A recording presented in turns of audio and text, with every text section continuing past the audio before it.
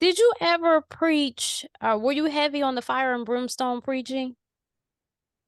Um, I would say on a scale between 1 and 10, probably a 1. So Okay. here's the thing, no, and so the church sort of labeled me a heretic 20 years ago because I didn't preach fire and brimstone. I didn't preach a whole lot about hell at all. The message for my church, and it's kind of what I do now as a spiritual teacher, church. Church call it healing, right? So no, and again, that's why I think it was easy for me to transition out of church because I never really fit in the first place. Okay. Um, so no, my message was, God loves us. I did preach this sort of we're flawed, we're sinner message. I did preach that, but my thought was God loves us, and God's love covers our sin. Let's get our lives together and live for the Lord, kind of thing. So it was what we would call in the apostolic faith is what we call a deliverance church. I don't know if you're ever Okay. familiar with that, but that's what I branded myself as, a deliverance preacher. But a lot of the Pentecostal apostolic churches, they didn't really mesh with us too much in my church because we weren't hardcore enough. We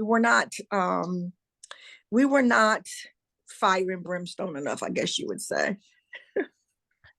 If if you had to guess, or if you had to put your discernment on this, why do you believe that so many religious people believe in um and try to follow me what I'm saying? This might sound crazy, but I notice people try to use God as their personal hitman, bounty hunter.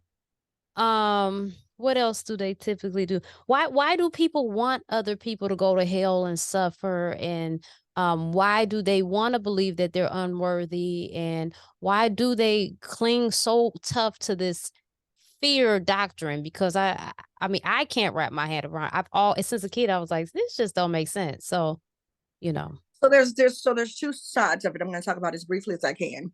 Okay. There's the theological perspective, Hmm. and then there's the psychological perspective. Okay. So when I talk about the theological perspective, I'm talking about the Bible. Now I might get in trouble. So not with you, but whoever listens if they're not ready. I don't know how familiar you are with the Bible, but the Bible, if you read the Bible literally, which is what religion wants us to do, Hmm. the Bible is responsible for a large percentage of how we see God, because there are scriptures in the Bible, because we don't know how to read it right. Hmm. We don't understand metaphysics in the church, right? Now Hmm. I use the Bible now as a metaphysical teacher, but in the church we don't do metaphysics. Everything is literal. So you've got all these scriptures that make it look like God is doing heinous things to people.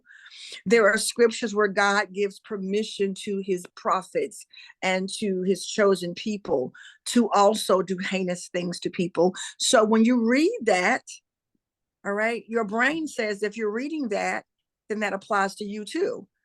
So you think then that if God is saying that to those people in the Bible, that God is also saying that to you. Hmm. So this is why, for example, with me and the things that I've done, a lot of people in the church, and I mean, on TikTok, you should see some of the comments. I think you're on my smaller page. I have a bigger page on TikTok. Oh, okay. Oh yeah, I have another page. I use that one as to go get solace, because on my bigger page, it's like they say the most hateful things to me. Oh, wow. Like they have put death curses on my life, on my children's life, on my grandchild's life, all because I'm not in the church anymore. But then they always give me a Bible verse to substantiate that claim. So the Bible Bible, thumping gangsters. yeah, they definitely gangsters. So the Bible is a huge reason why. And then psychologically, right? We were raised by people who didn't have knowledge of self, which is why I love teaching the spiritual concepts so much. We were raised by people that didn't have knowledge of self. Somewhere in our journey, in the human experience, we lost that connectedness to knowledge of self. And so you've been hearing for generations that you are unworthy. Your mama told you that, your grandmother told you that, her grandmother told her that. So these stories began to just be passed along to us generationally. And then and many times we are born with this energy of unworthiness in our DNA already, because it's been passed down for so many generations. So when you add bad theology with twisted psychology, you get a really dangerous religion. And that's what's happened.